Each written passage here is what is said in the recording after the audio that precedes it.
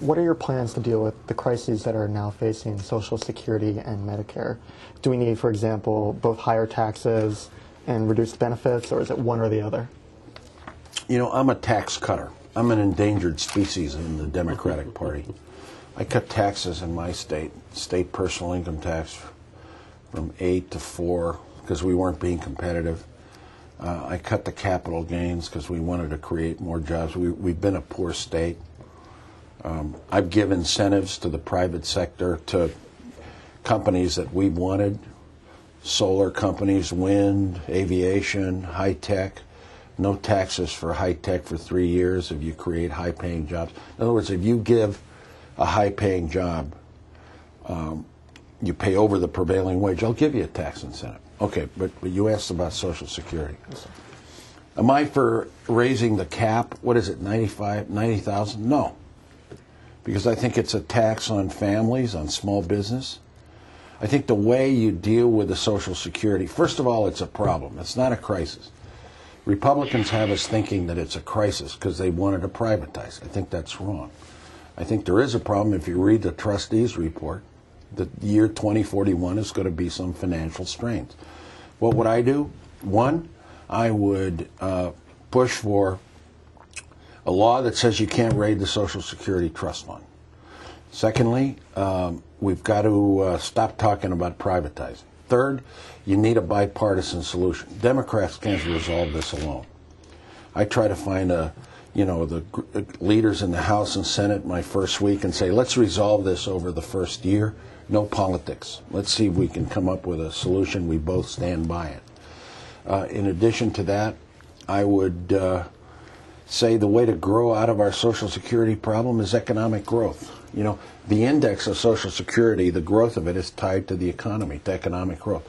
Whatever happened to an America that is for economic growth and innovation and creating more jobs? I mean, that's what I'm for. But to do that, you got to be fiscally responsible.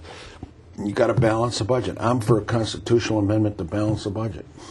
I've balanced 5 budgets as a governor.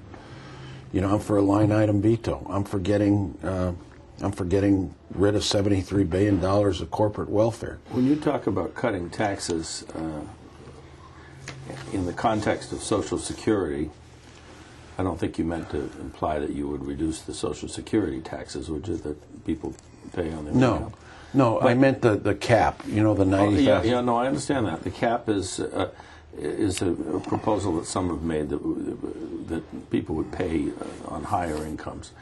But what I don't understand is you talked about not raiding the Social Security fund. Trust fund. Congress voted to do just that back in the 80s, and they've been issuing Treasury bonds on that ever since. So if I understand correctly, sometime within the next 10 years, maybe within the next 5 to 7 years, those Treasury bonds are going to come due, and we're not going to have money unless we cash those bonds. Cashing those bonds, if normally that means people, the taxpayer, is going to have to pay the money that the bonds are written for. Is that not correct? Yeah. Somebody's going to have to pay, yeah. What I'm saying is that we should stop raiding that fund.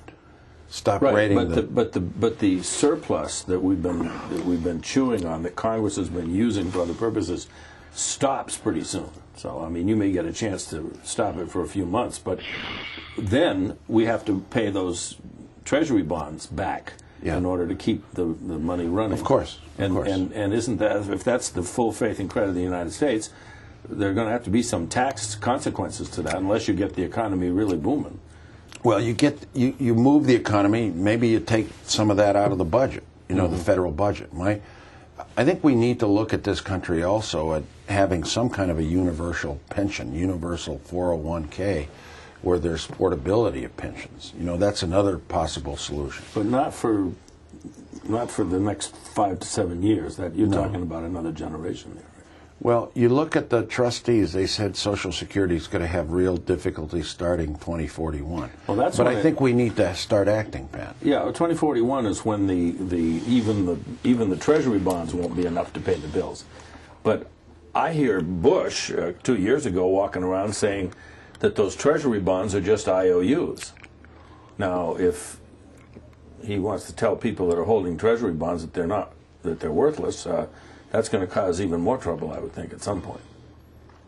Yeah, and I don't think look, what I would do is I'd get House, Senate, Republican, Democratic leadership, if I came in the first year, let's deal with 3 issues. Get the politics out of it, and then duke it out on the other issues. The 3 would be the war. I think we're going to be stuck with this war. I'm totally against it, as you know. Second is the debt, $9 trillion debt. I think you need like a 7-year plan to balance the budget. You know, I'm for a constitutional amendment. The third would be Social Security and Medicare. You know, say stuck with the war, you mean paying for it? No, getting out, getting our troops out.